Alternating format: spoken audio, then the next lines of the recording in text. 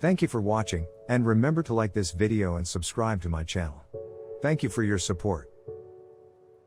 America's Morning Headquarters rolling on until noon here. Thanks so much for joining us here as we head on through our Tuesday. Lots to follow here for the day. We got some wet weather and snowy weather in parts of the west, and some of that is going to be tracking its way east over the next few days. Yeah, both the rain and the snow, actually, and the wind, it's all coming east. And so let's get into it. Your snapshot. Hail, and that would be the ice that we could potentially see. So let's look at what's going on here. So far this month, it's actually been a fairly quiet November. We had, one report on the 3rd and the 4th, two on Saturday the 6th. So we're below average with severe when it comes to storm reports now in the month of November. This is second season severe, always every year in October, November. We do watch out for that, but definitely this is a less busy season than you would see in the spring. Now, the place to watch is going to be across the South Central Plains tomorrow. There is an area right along the I-35 corridor from Wichita down to Dallas, including Oklahoma City, that could see severe weather. Hail would be the main risk that we would see. We'll watch, our boundary in the area. We're going to watch that warm front in particular.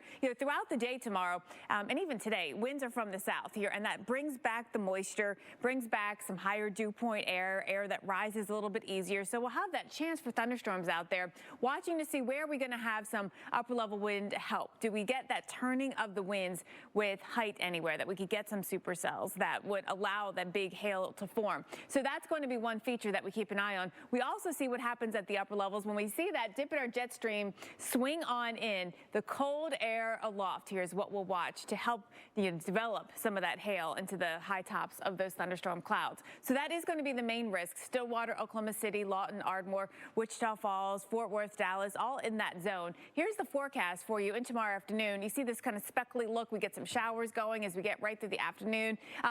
6 o'clock or so, things do look a little more interesting based on the model forecast. You can see up towards Tulsa, maybe down around Dallas, Ardmore, that chance for some of these storms that could be bringing that risk for some large hail. It's not a guarantee by any means, but definitely there is the chance of it. And before this all happens, temps are up, but then, Alex, they go down. They absolutely.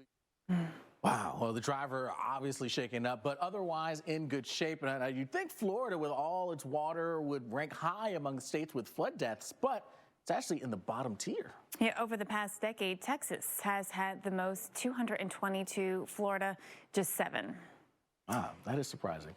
I mean, well, and we think about the flood events that we've had in Texas, and we actually consider parts of Texas flash flood alley because of just how the water runs off, and especially, San Antonio, Austin, and then just east of there.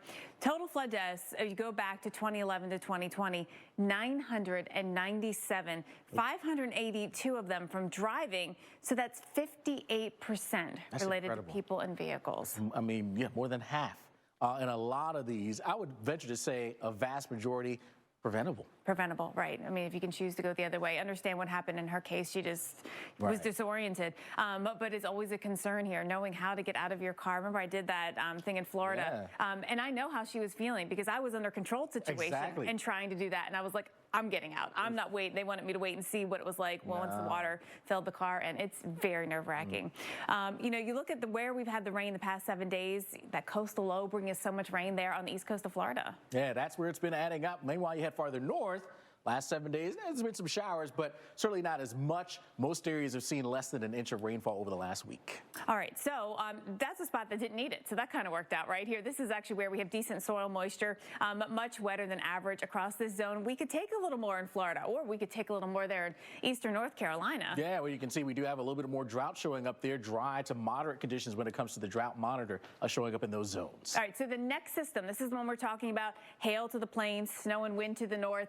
Let's move this east, and we'll show you what happens. The front comes through, brings lots of temperature changes, and does bring some rain chances with it. Yeah, so get ready for some showers. You can see how this times out overnight into Thursday morning, moving its way towards the Mississippi River. Thursday morning, Memphis, so rush hour could be a slower go for you. And then you can see how everything slowly progresses on off towards the east throughout Thursday afternoon and evening. But you kind of see how the amounts of rain, fizzle a bit as it gets into the southeast. This is a classic behavior for these fronts in the fall. So yes, you get some showers. It's not going to be a big washout. It's not going to, to give you, I think, any big flooding concerns. It's overall light. Yeah, European model says that. GFS American model, both models showing